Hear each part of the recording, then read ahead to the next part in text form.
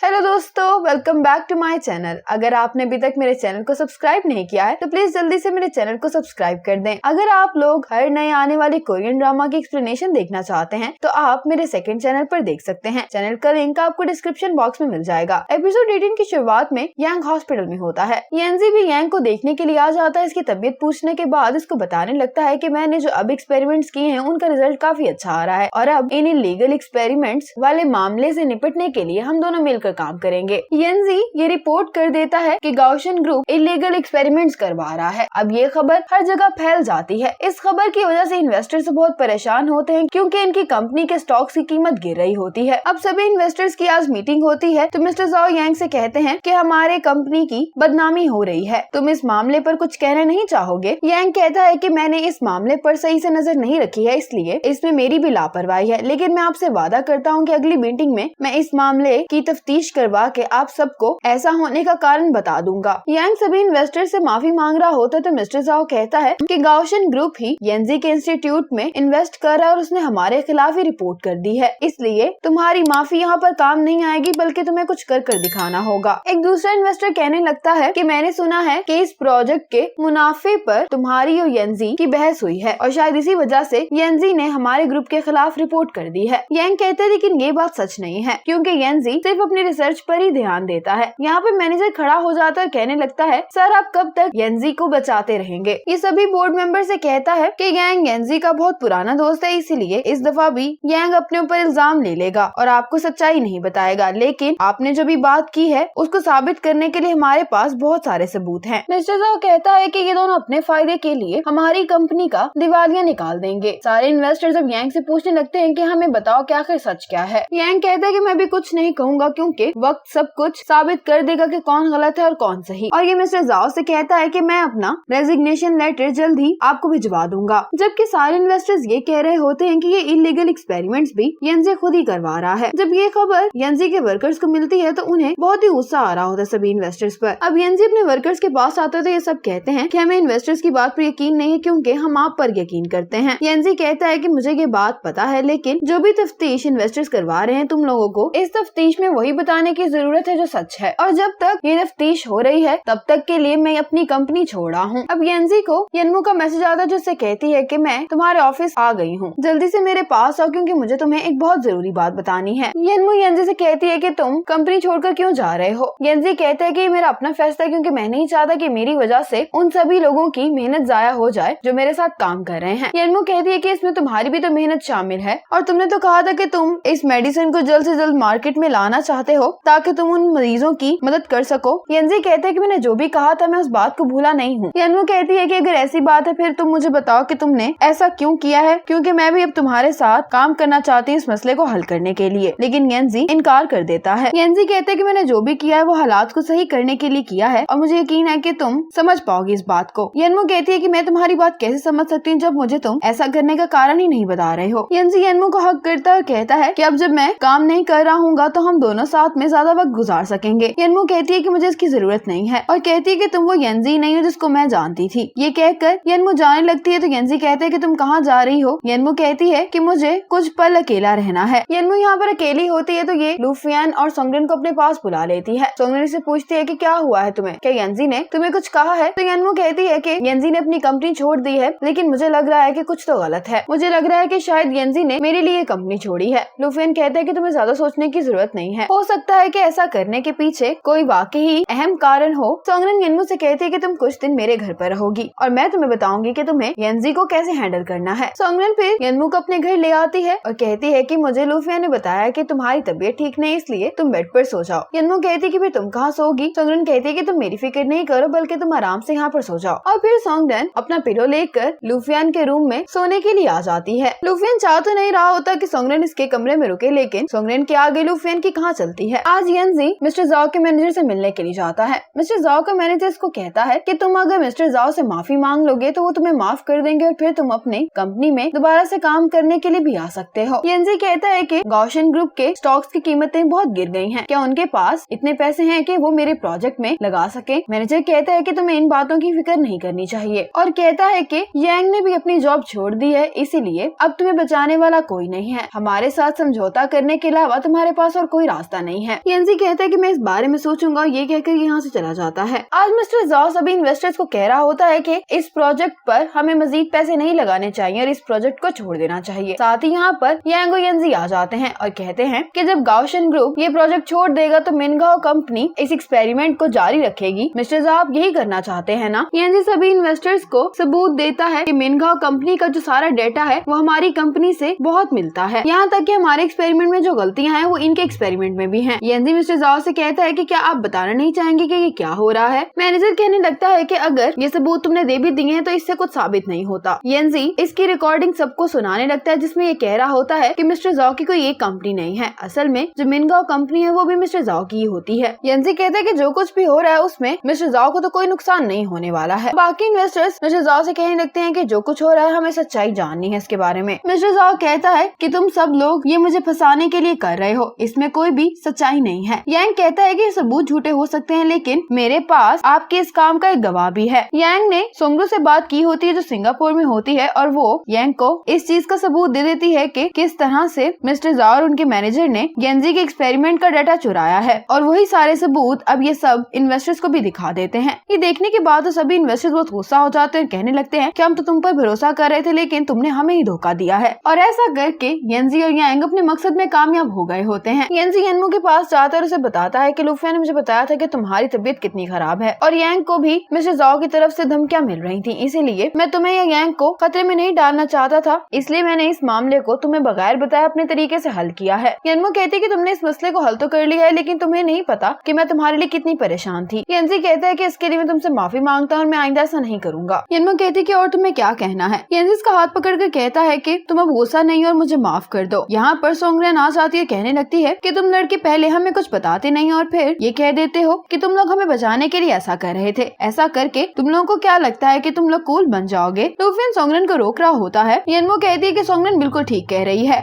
और फिर लुफियन से कहती है कि तुम येंजी के दोस्त हो या मेरे? सोंगरेन और येनमू एक साथ इन दोनों से पूछती है कि तुम दोनों ने टीम कब से बना ली है, जिस पर इन दोनों को सोंगरेन और येनमू से माफी मांगनी पड़ती है। इस पर येनमू मुस्कुरा रही होती है। येंजी और यांग एक साथ खड़े होते हैं तो येनमू इसके पास आती है, कहती है कि हमें तो तुम्हारे कॉलेज जाना था तो फिर तुम यहाँ पर क्या कर रहे हो? यांग येनमू से कहता है कि मैं अकेले में तुमसे कुछ बात करना चाहता हूँ। यांग येनमू को अपने कॉलेज ले आता है और इसे अपना कॉलेज दिखा रहा होता है और साथ में बताता है कि यहीं पर मेरी पहली बार येंजी से मुलाकात हुई थी और उस दिन से लेकर आज तक हम दोनों साथ में एक ही मकसद के लिए काम कर रहे हैं। मैं तुम्हें आज यहाँ पर इसलिए लेकर आया क्योंकि मैं चाहता हूँ कि एक चीज खत्म भी यहीं पर हो। ये दोनों यहाँ से बाहर आ जाते हैं और ये येंजी के पास चलते हुए आ रहे होते हैं तो यांग कहता है कि मैंने बहुत कोशिश की कि किसी तरीके से मैं तुम्हें पसंद आ जाऊं, लेकिन तुमने हर बार मुझे रिजेक्ट कर दिया। मेरे प्यार की वजह से तुम खतरे में भी पड़ी हो, जिसके लिए मैं तुमसे माफी चाहता हूँ। येनमू कहती है कि मैं तुम्हें बहुत टाइम पहले ही माफ कर चुकी हूँ। यांग कहता है कि मैं तुम्हारे साथ एक खेल खेलना चाहता हूँ। येंजी भी दोनों को देख रहा होता है। यांग वही कॉइन निकालता और कहता है कि अगर इस पर यस आया तो मैं तुम्हारा पीछा करता रहूंगा और अगर नो आया तो फिर मैं तुम पर गिव अप कर दूंगा। यांग ये कॉइन उछाल कर ऊपर फेंकता है और इस कॉइन पर नो ही आता है। यांग ये देखकर खुश होता है, कहता है कि तुम जीत गई हो। फिर ये इसको कॉइन देकर खुद यहाँ से चला जाता है और फिर येंजी येनमू के पास आकर खड़ा हो जाता है। येनमू उसको कॉइन देती है और येंजी जब इस कॉइन को देखता है तो इस कॉइन की दोनों साइड पर ही नो लिखा होता है। ये देखकर येंजी को अच्छा भी लगता है कि यांग ने इनकी दोस्ती के लिए खुद इस चीज की कुर्बानी दे दी है। रात में येंजी और येनमू पार्क में बैठे होते हैं तो येंजी येनमू को कहता है कि मैं तुमसे प्यार करता हूँ। येनमू ये सुनकर मुस्कुरा रही होती है लेकिन इसकी आंखों से आंसू भी आ रहे होते हैं। येंजी इसके आंसू साफ करते हुए कहता है कि तुम्हें लुफियन और मेरी बात मानकर ट्रीटमेंट ले लेना चाहिए। येनमू कहती है कि अगर मैंने ट्रीटमेंट ले लिया तो फिर मुझे और तुम्हें अलग होना पड़ेगा। येंजी कहता है कि मुझे इस चीज की परवाह नहीं है, मैं चाहता हूँ कि तुम अपनी जिंदगी आराम से गुजारो। रात में जब येंजी सो रहा होता है तो येनमू येंजी के पास आती है और फिर अपने ब्रेसलेट की मदद से येंजी का ब्लड लेने लगती है, लेकिन ऐसा करते हुए येनमू बहुत दुखी होती है और फिर ये येंजी को किस करने के बाद यहाँ से चली जाती है। वापस आकर येनमू जब ब्लड चेक करती है तो ये इसके ट्रीटमेंट के लिए काफी होता है। अब ये लोग भविष्य में वापस जा रहे होते हैं तो ओ सीयू को अलविदा कहने के लिए आया होता है। ओ सीयू से कहता है कि मैं तुम्हें गुड बाय कहने के लिए आया हूँ क्योंकि मैं और येनमू जा रहे हैं। मैं यहाँ पर इसलिए आया हूँ क्योंकि येनमू ने मुझे बताया था कि जाने से पहले हमें सबसे अहम इंसान को गुड बाय कहना होता है और इस दुनिया में मेरे लिए सबसे अहम तुम हो। सीयू सुनकर परेशान हो जाती, पूछती पूछती है कि तुम कहाँ जा रहे हो और कब वापस आओगे। ओ कहता है कि हम जहाँ से आए थे वहीं जा रहे हैं और फिर ओ सीयू को हक करने के बाद यहाँ से चला जाता है। लेकिन ओ को यूँ जाता हुआ देखकर सीयू की आंखों में आंसू होते हैं। येनजी भी अपने घर पर उदास बैठा होता है। सीयू उसके पास आते पूछती कि क्या तुम्हें पता था कि ओ